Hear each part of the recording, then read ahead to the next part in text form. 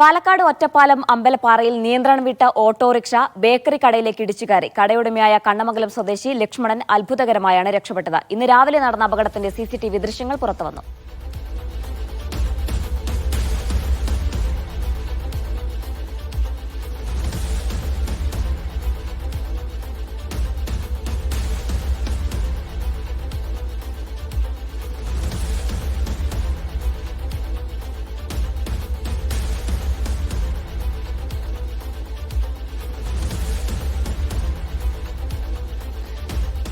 സാജിദ് ആശിമലുണ്ട് വിവരങ്ങൾ നൽകാനായി. സാജിദ്, ആർക്കും പരിക്കില്ലല്ലോ അല്ലേ?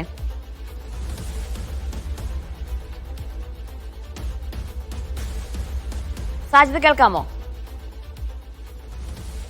ഒറ്റപ്പാലം അമ്പലപ്പാറയിലാണ് നിയന്ത്രണം വിട്ട ഓട്ടോറിക്ഷ ബേക്കറിയിലേക്ക് ഇടിച്ചു കയറിയത്. കടവുടമ വളരെ അത്ഭുതകരമായാണ് രക്ഷപ്പെട്ടത്.